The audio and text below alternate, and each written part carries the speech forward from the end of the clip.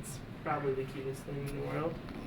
And get those whiskers silhouetted. Give the camera what they want. Yeah, I'm a part-time student, full-time rat daddy, Calvin Victor. I'm in this for the long haul, you know. I wanted to get a pet or two. It happened, you know. Apparently rats are very social, so I had to get them in a pair. I feel like I needed some responsibility. I'd actually never met a rat before I bought them, so I went in deep, you know.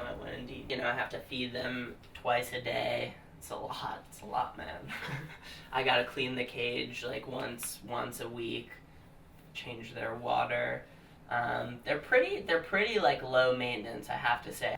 They're not so smelly, which was another thing I was worried about. They poop in like localized areas. They preen all the time. Festive looking bedding, you know, even though it's just really meant to absorb pee. I think it brightens the room. When most people want to meet them and are either like completely off put or like fall in love, seldom is there a middle ground. Very polarizing creatures.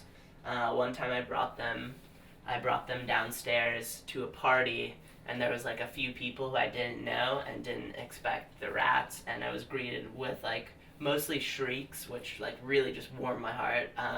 And then a few like very ginger sort of, oh my god, they're so cute, and that was like less interesting, but I was glad to share the rat love, you know. Just to fix the rat prefix rather to everything.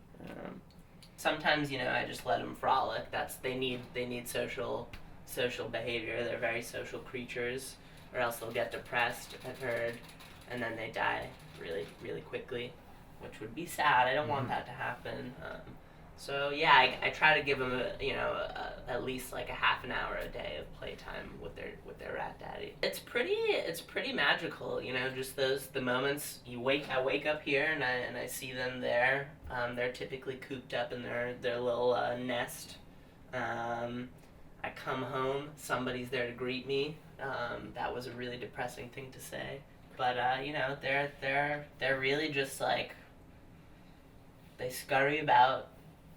They're thinking of things that I'm not thinking of, and it's a nice place to look and focus and be like, huh, the rats, they're there.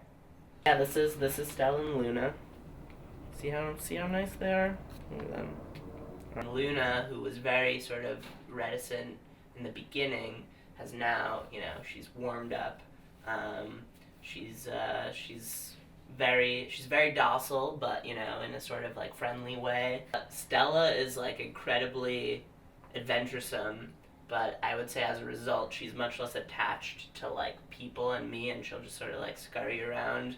TBD if she's terminally ill. I shouldn't jinx it, but she like basically overnight I just like took her out of the cage. She had a giant like mammary growth. Then I fell into the rat forum, like read that pedigree rats are very prone to getting tumors, but sometimes they're benign, sometimes they're malignant, but you gotta get it checked out because the benign ones can keep growing until they just like can't move anymore, and it's like the size of them. Sounds pretty terrible way to go.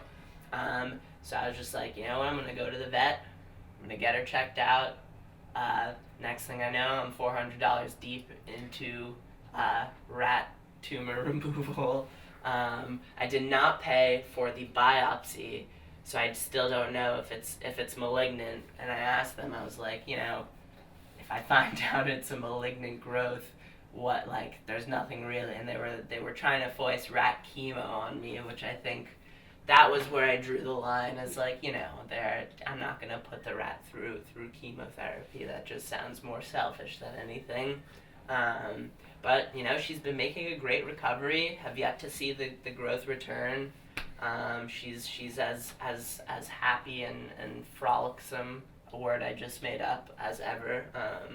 So yeah, that was my confrontation with mortality, I would say, and most recently in my life. But you know, trying to keep an upbeat look.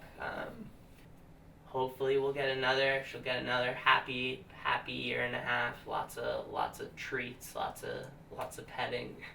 Um, these guys though, they've got personalities. Yeah, I would say. Sometimes they do this thing called bruxing, which is when they like sort of grind their teeth, and it's kind of like the equivalent of purring. I like to think that I'm the most frequent inducer of that because it's like a good sign, that means they're happy. Otherwise, I have no fucking idea what they're thinking, but I think they've sort of become like the symbol for like being able to like impart like some sort of like interior world to other creatures for me. I just wrote something about it and I was like, oh, I guess humans are just rats who can talk. That's really what I've learned from them. You just sort of guess at what's going on in their heads, but sometimes they reach out and they nuzzle up against you and you're like, oh yeah, they're there, they're with it. So yeah, basically, people are sort of just rats without the tails, I would say. Rat bit hole. I'm gonna keep doing shitty rat puns. Yeah, definitely, I would say these are Jewish rats, and probably don't want to get gonorrhea or whatever subway rats have. But spread my wings and my rats everywhere. I've been spreading the rat gospel hard. I would love to have some sort of rat play date. I imagine it's something like when parents all put their like children into a room, to give them chicken pox, but much happier, just sort of rats frolicking everywhere and no diseases being spread. Something. Oh yeah. This was really gotta risk it to get the rat biscuit. Oh god, edit that out.